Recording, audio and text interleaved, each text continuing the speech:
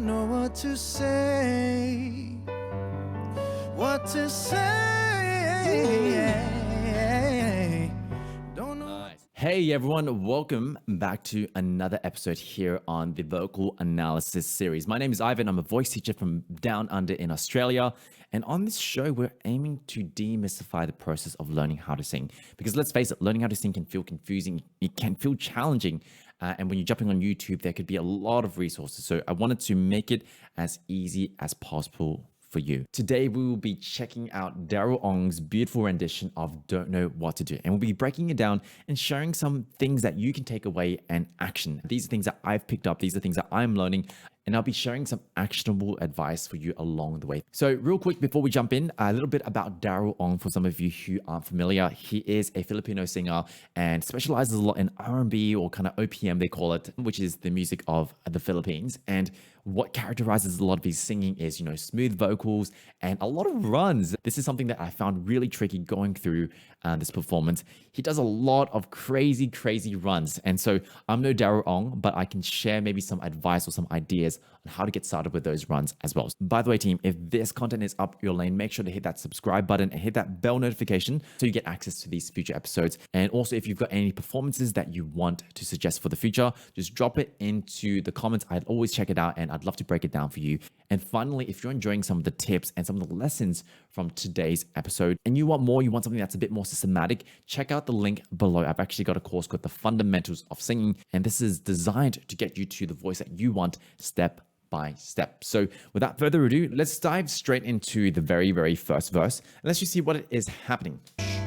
107.5. I have loved you only in my mind, but I know that there will come a time you feel this feeling I have inside. You're a hopeless romantic is what they say, falling in and out of love just like a play, memorizing each line and still don't know what to say. What to say. Nice. Cool. So that is the very first verse. Now, a couple of things that I've already noticed is it's a very beautiful song. Very beautiful song. And one of the things that sticks out to me when Daryl is singing this is his ability to sing legato. Now, basically what this means is smooth phrasing and the ability to go between words without having to cut off your words. I find that especially for a lot of people when they're first learning how to sing, being able to sing legato is a really important skill. For example, right here on this, this line. Feel this feeling I have inside. You feel this feeling I have. When he's singing that, he's not going, you feel this feeling I have. Where it's not very kind of choppy. It's very smooth.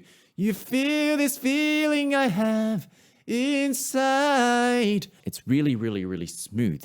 And so this is something that we want to incorporate a bit more into our singing. Now, a little idea you can actually play with here, a bit of a quirky one, but you can actually try to sing through with just the vowel. So instead of going, you feel, you kind of go, ooh, hide. Now, I don't know if I was getting all the vowels, but the idea is you want to strip away the consonant because what that's going to allow you to do is it's going to allow you to focus on the vowel, which is where you're going to spend most of your time. If you notice yourself doing this, ooh, ee, ooh, ah, ooh, ah, ooh, ah. If you notice yourself kind of starting and stopping, that means you're not singing legato. But if you can go, ooh, ee, hide. If you can just make sure that you're actually connecting all the vowels, that is a great sign that you're singing legato. And then, of course, you can then just bring the words back in. You feel this feeling I have inside. You can then just bring in that legato after that. So this is number one, making sure you're singing legato. Now, the second part that I found very interesting here is if you check out what Daryl Ong's mouth is doing.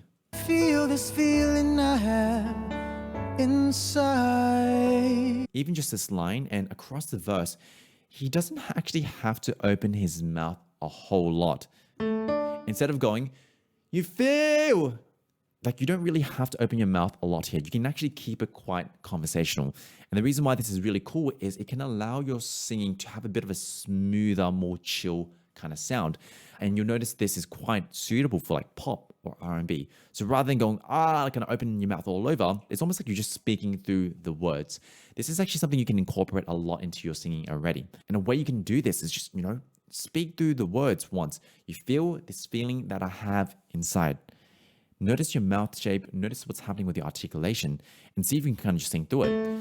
You feel this feeling I have inside. See if you can just bring that in, and boom, you get this really sweet, soft, conversational tone. So now moving on to the chorus. I don't know what to do whenever you are near. Don't know what to say. My heart is floating in tears. When you pass by, I could fly. Every minute, every second of the day, I dream of you in the most special way. You're beside me all the time. All the time. Okay, so that's a chorus. Really, really beautiful section. Now, one of the things that I really, really want to emphasize here is check out the mouth shape. So right here on this line at 104. My heart is floating in tears. My heart is floating in tears. That top note on the word floating is actually an F sharp 4. And for a lot of people, it is a challenging note to get to. It's kind of right around that kind of break zone for a lot of guys. But notice Daryl's mouth shape here. Don't know what to say. My heart is floating in tears. He doesn't even have to open it a lot. He doesn't have to go, my heart is fla. A lot of people learning how to sing will distort the vowel. They'll change it. They'll do all these kind of funny things to get that note out.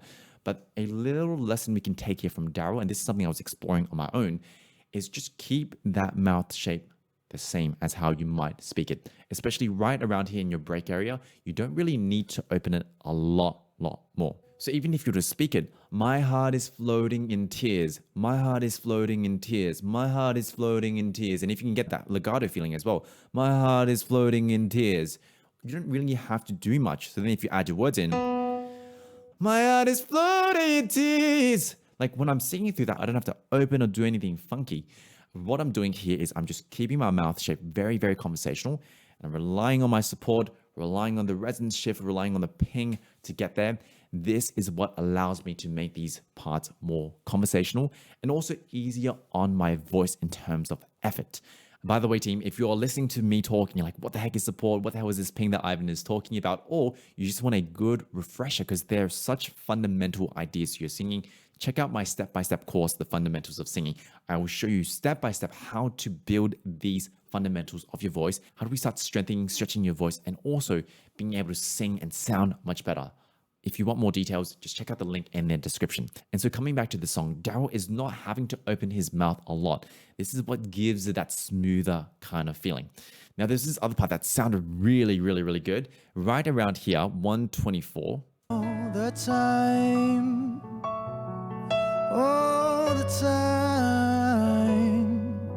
I really love this line and I was trying to break it down on my own. I was trying to figure out what he was doing there. One thing I did notice is compared to the rest of the kind of parts he's singing, he's almost leaning a bit more into that kind of chestier, that kind of fuller kind of resonance. It's a bit more grounded. So instead of going, all this time, which is quite maybe bland, you might say, all this time, it's almost like an additional feeling of like calling or yearning.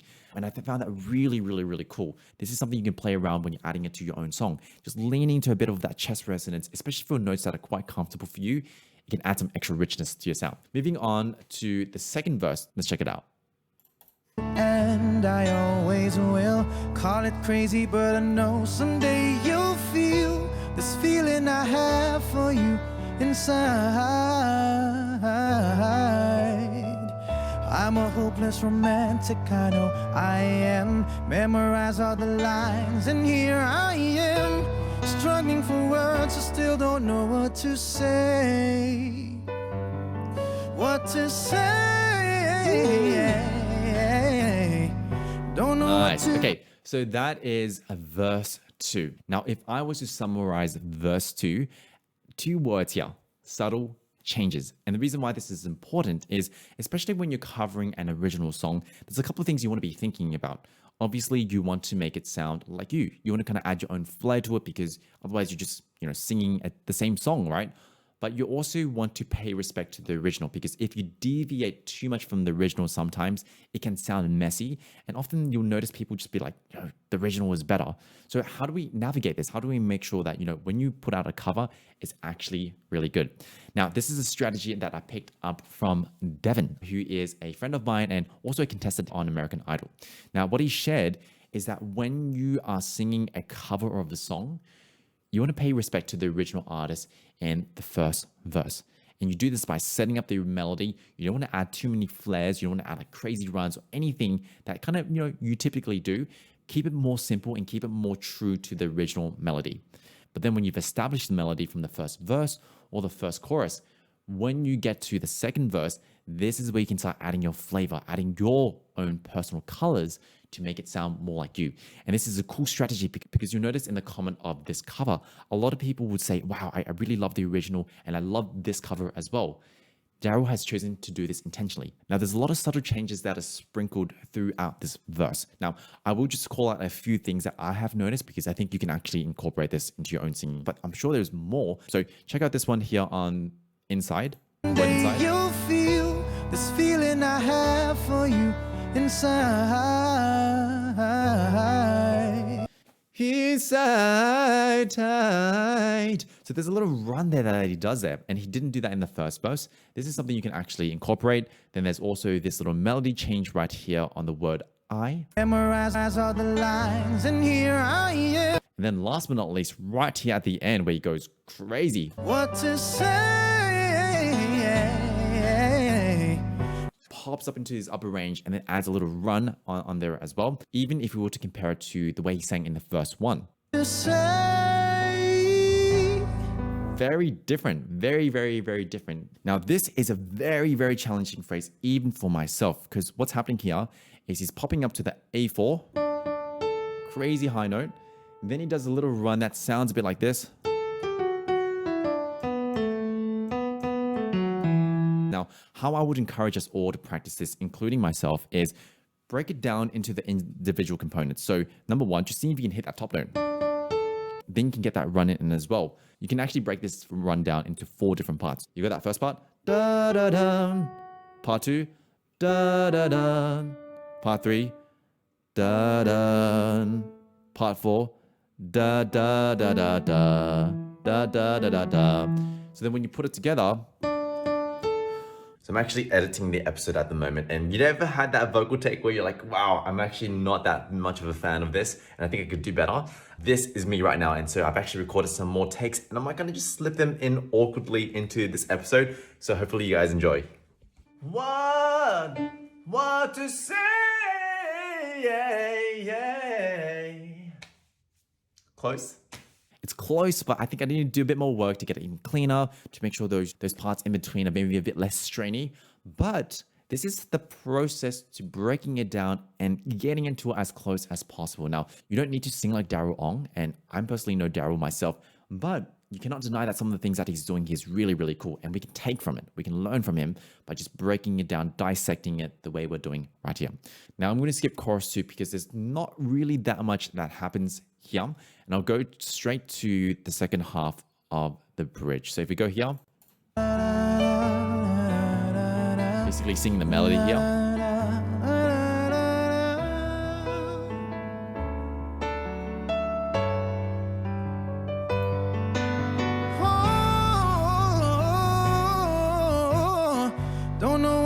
What is that? Gosh, that is crazy. That is crazy. So now, even though it sounds intense or maybe sounds like there's a lot going on, it's quite similar to what we did on the word say. You can still apply the same process as what we did before.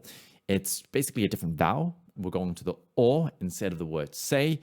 And then as you're navigating between all those runs, you probably want to break it down as well because it is a slightly different run. But if you can slow it down, maybe try to figure it out on the piano, figure out what notes he is singing chunk by chunk. Now, if you don't know how to do this, once again, I do share this in my course, The Fundamentals of Singing. I show you a process to train your ear so then you can listen to a voice and be able to break down what notes he is singing. If you find it challenging to figure out what notes he's singing, check out the course. I think it could really help. So that it basically wraps up the instrumental, and then we go to the final chorus. Never you are near, don't know what to say. My heart is floating in tears. When you pass by, I can fly. Every minute, every second of the day, dream of you in the most special way. You're beside me all the time. All the time. All the time. Oh, nice. All the time. Exclusive. Nice. So once again, beautiful final chorus. And as you can tell, Daryl is really good in terms of agility. He's just, dancing all over. So what are some things that we can learn from this section? The first one, if you go to round 323, he kind of lives up in his upper range for a moment. Every minute, every second of the day, dream of you in the most special. Kind of doing this and dream of you in the most special way. He's kind of, if I was singing the octave below, he's kind of staying on that note and then he comes down at the end. Now, this can be a challenging phrase for some of us because you have to stay up there in your upper range. And if you notice with Daryl, he's actually trying a bit harder to get there. Now, what are some things that I've noticed from Daryl? The key here with some of these high phrases that just live up there is he's not over articulating with his jaw. He's kind of just letting it hang. And this is going to allow you to get through those passages easier and smoother. For example, every minute, every second of the day, I dream of you in the most special way. It is tricky even for myself. But what I found to be really helpful, especially the times I do get it cleaner, is I just let my jaw hang. I don't engage it. I don't let it over articulate or anything. And I rely once again on those fundamentals, the support and the ping to get me through that. For some of you, give it a try. If you can't hit it at the original key, that's okay. Bring it down a couple of keys. You can sing in the octave below. Start practicing this idea of not having to over articulate with the jaw or like over tense it already. That's going to be a really cool skill to have. So apart from that, this brings us to the end of this vocal analysis. Daryl is such an amazing singer. There's so much I can learn from him. And hopefully, me sharing these ideas with you, there's something you've taken out of this lesson as well. So apart from that, team, I hope you've enjoyed this episode. Drop down in the comments if there's anything you would love for me to cover, if there's anything you would like for me to break down. And if you want to fast track your singing and improve even faster, check out some of the links in the description. Take care, and I'll see you for our next episode.